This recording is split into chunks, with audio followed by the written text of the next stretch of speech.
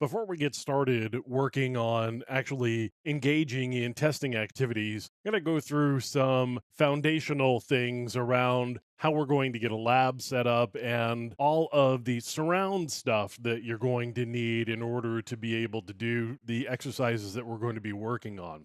So, the very first thing I want to talk about is an operating system that you're going to see me use an awful lot, and that's Kali Linux. Now, this is an operating system, a Linux distribution actually, that was developed specifically for security testing and other security functions.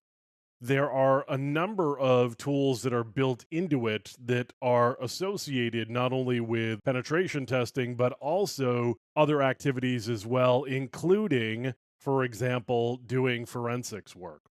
This is a Linux distribution that's based on Ubuntu Linux. If you've got any familiarity with Linux at all, you may be familiar with, say, Linux Mint or Ubuntu Linux, and this is going to look an awful lot like that. I'm going to show you a set of tools that come with Kali Linux and explain why I'm going to be using Kali a lot.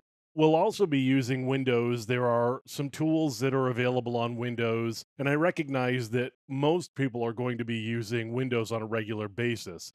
So we are going to be using Windows a lot, but one of the reasons I like Kali is because everything is contained within it already, and I don't have to do any extra work of setting things up because most of what I need is going to be just installed by default.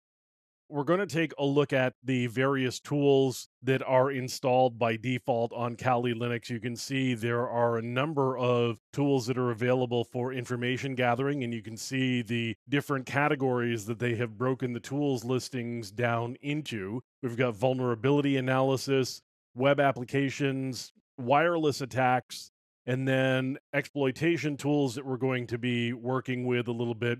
As I mentioned earlier, you can do forensic analysis with Kali Linux, and here are some forensics tools that just come with Kali Linux.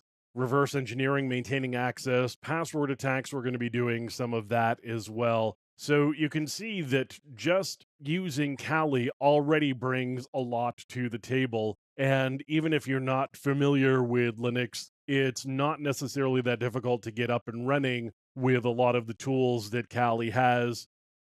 Part of the reason for that is that there is a menu that is broken down into the different categories, and all you need to do is just select something here, and it's going to pop open a window. In some cases, it's going to be a terminal, but it's going to launch the application for you that's probably going to give you help output, as in the case here with SQL Map.